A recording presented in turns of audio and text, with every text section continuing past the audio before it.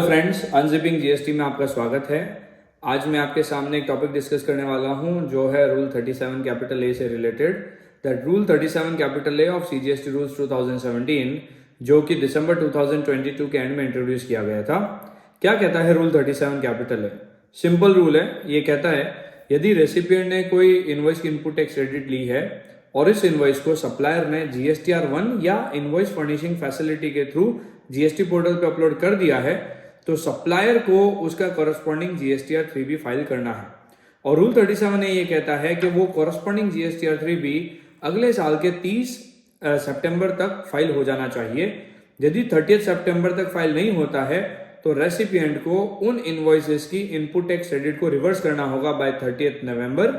और यदि उसके बाद सप्लायर ने उस रिटर्न को फाइल कर दिया उन कॉरस्पॉन्डिंग जीएसटी3B को, तो रेसिपिएंट उसे रीअवेल कर सकता है, उन इनवॉइसेस की इनपुट टैक्स क्रेडिट को रीअवेल कर सकता है ऑन और after that particular filing by the supplier. इसे हम डेट्स के थ्रू समझते हैं तो शायद हमारी अंडरस्टैंडिंग बहुत आसान हो जाए। फॉर एग्जाम्पल, अप्रैल 2022 का एक इनवॉइस है जिसे सप्लायर ने रेज किया, जीएसटीआर1 में अपलोड कर दिया या आईएफएफ में अपलोड कर दिया और रेसिपिएंट ने उसकी इनपुट टैक्स क्रेडिट ले ली। अब सप्लायर को उस अप्रैल 2022 का जीएसटीआर3B फाइल करना है 30 सितंबर 2023 तक। यदि सप्लायर जो है उस जीएसटी3B को यानी अप्रैल 2022 के जीएसटीआर3B को 30 सितंबर 2023 तक फाइल नहीं करता है, तो रेसिपिएंट को 30 नवंबर 2023 तक उस इनपुट टैक्स क्रेडिट को रिवर्स करना होगा।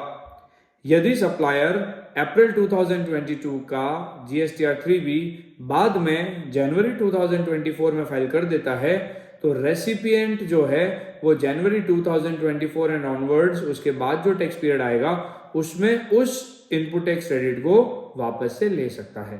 तो ये है अबाउट रूल 37 कैपिटल है। बहुत ही सिंपल रूल है, मैंडेटरी है, सभी को फॉलो करना है। लेकिन इस रूल से रिलेटेड कुछ सवाल है जिनको हमें समझना जरूरी है। पहली चीज, इस रूल का पेरेंट प्रोविजन क्या है? तो यदि हम पूरे कानून को पढ़ें और इस रूल को पढ़ें तो ये समझ में आता है कि ये रूल जीएसटीआर3B रिटर्न के फाइल करने से रिलेटेड है। और जीएसटी3B रिटर्न में एकमात्र ऐसी चीज है जो बाकी कहीं नहीं है, that is payment of taxes. यानी कहीं ना कहीं रूल 37A जो है वो पेमेंट ऑफ टैक्सेस की बात करता है और पेरेंट प्रोविजन इसका है सेक्शन 41। तो मुझे ऐसा लगता है सेक्शन 41 के अंदर ही रूल 37 कैपिटल ए बना है।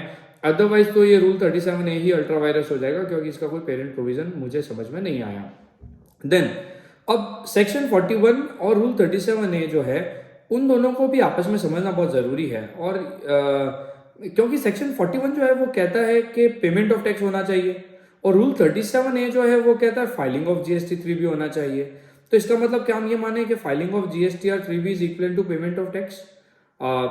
ऐसा लगता है, लेकिन हो सकता है इस पे कोई कंट्रोवर्सी हो। एंड सब्सिक्वेंटली एक और चीज मेरे को जो लगती है दैट क्योंकि सेक्शन 41 कहता है पेमेंट ऑफ टैक्स का, रूल 37A कहता है फाइलिंग ऑफ जीएसटी3B का। यदि किसी ने नील का जीएसटी3B फाइल कर दिया तो रूल 37A तो कंप्लाई हो गया, लेकिन पेमेंट ऑफ टैक्स तो हुआ नहीं और दूसरा कोई तरीका नहीं है पेमेंट ऑफ टैक्स को कंप्लाई विद करने का। तो क्या इसका मतलब ये कि फाइलिंग ऑफ जीएसटी3B यानी जो रूल सेक्शन 41 है which is wider than rule 37A, तो रूल 37A उसको कॉन्ट्रा कर देगा यानी छोटा कर देगा यानी उसे हमें शॉर्ट में रीड करना पड़ेगा दैट फाइलिंग ऑफ 3B हो गया तो it implies payment of tax हो गया।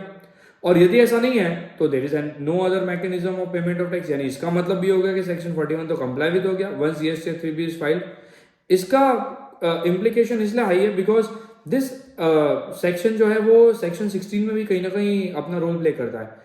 सेक्शन 16 जो कि एलिजिबिलिटी कंडीशंस डिसाइड करता है अबाउट इनपुट टैक्स क्रेडिट, तो उसमें ये कहा है कि section 16 is subject to section 41, 16(2)(c) में स्पेसिफिक लिखा है। तो यानी यदि payment of tax is subject to section 41 and 41 के अंदर में सिर्फ रूल 37A ही है, तो इसका मतलब ये हो गया कि रूल 37A फुलफिल किया मतलब 41 कंप्लाई विद हो गया, 41 कंप्लाई विद हो गया मतलब section 16 sub section 2 clause C भी कंप्लाई विद हो गया, यानी इनपुट टैक्स क्रेडिट एडमिसिबल हो गए। तो कहीं ना कहीं रूल 37A जो ड्राफ्ट किया है मुझे ऐसा लगता है थोड़ा हेस्ट में ड्राफ्ट हो गया, या फिर there was no other option of drafting it in this manner in which it is drafted. And जो 16(2)(c) में पेमेंट ऑफ टैक्स की बात कही है या सेक्शन 41 में पेमेंट ऑफ टैक्स की बात कही है वो दोनों के दोनों रूल 37A से ही गाइड होंगे और filing of GST 3B shall be concluded और कंसिडर्ड और फाइनलाइज्ड एज के पेमेंट ऑफ टैक्सेस तो हो ही गया है. So friends, this was about Rule 37A. I hope you have enjoyed our video and we both are enlightened. And if you have any other query or any query in relation to Rule 37A, then please post it in the message box.